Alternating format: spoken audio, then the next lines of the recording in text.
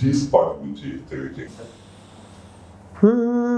G spot ఇప్పటి వరకు కూడా ఏ రీసెర్చ్ చేసినా జీ స్పాట్ ఎక్కడ ఉంటుందో ఎవరికి తెలియదు. అసలు ఏం సార్ జీ స్పాట్ అడిగాను, ఏదో జీ స్పాట్ అన్నారు, మీరు జీ స్పాట్ అంటారు, ఎవరికి జీ స్పాట్ అని మీకు డౌట్ రావచ్చు.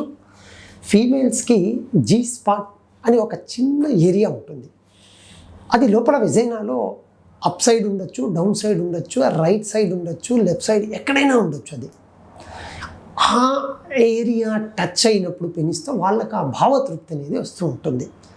ఆ జీ స్పాట్ నిజంగా ఇక్కడ ఉందని ఎన్ని రీసెర్చ్లు ఎన్ని విధాలుగా చేసినా కూడా ఇప్పటికీ కూడా ఇది ఒక జీ స్పాట్, ఈ ఏరియా టచ్ చేస్తేనే ప్లెజర్ వస్తుంది అనేది ఎవరు కనుక్కోలేకపోతున్నారు శాస్త్రవేత్తల పరంగా కూడా. కానీ ఎవరి పార్ట్నర్ ప్రిఫరెన్స్ వాళ్ళది. అంటే సార్ నేను యూజువల్గా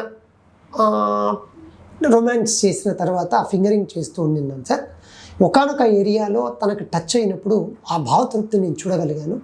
సో తన జీ స్పాట్ ఇదా అంటే అవును నాకు ప్లెజర్ వచ్చే ప్లేస్ అని చెప్పడంతో ప్రతిసారి నేను కూడా నా పెనిస్ యూజువల్గా పెనట్రేట్ చేసేటప్పుడు నేను ప్రిఫరబ్లీ ఆ ఏరియా టచ్ చేయాలనే పొజిషన్లో చేస్తూ ఉంటాను అంటుంటారు. కాబట్టి ఈ జీ స్పాట్ అనేది ఇక్కడ ఉంటుంది అక్కడ ఉంటుందని చెప్పడం నిజంగా చాలా కష్టము.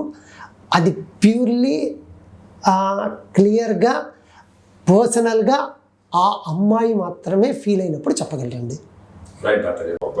ఇంటర్ కోర్స్ పూర్తయిన తర్వాత మహిళలు తమ యోనిని ఎంబడేశ్వరం చేసుకోవాలా, లేకపోతే సంతానం ప్లాన్ చేసుకున్న వాళ్ళు ఎంతసేపు తర్వాత నడుపుకోవాలి, ఆ పురుషులు కూడా ఇదే విషయాన్ని ఖండించారు.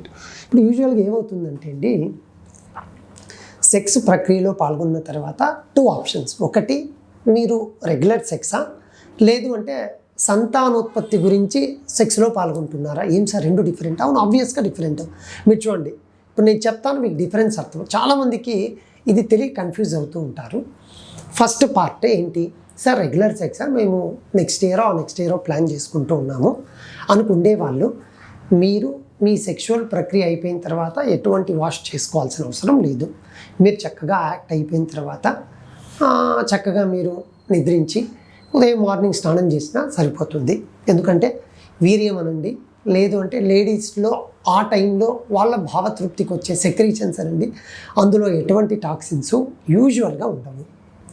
రెండవ గ్రూప్ వాళ్ళు సంతానోత్పత్తి ప్లాన్ చేస్తే మాత్రము మీరు సెక్షువల్ యాక్ట్ అయ్యి, ఇందాక నేను ఒక చిన్నది విషయం మిస్ అయ్యాను.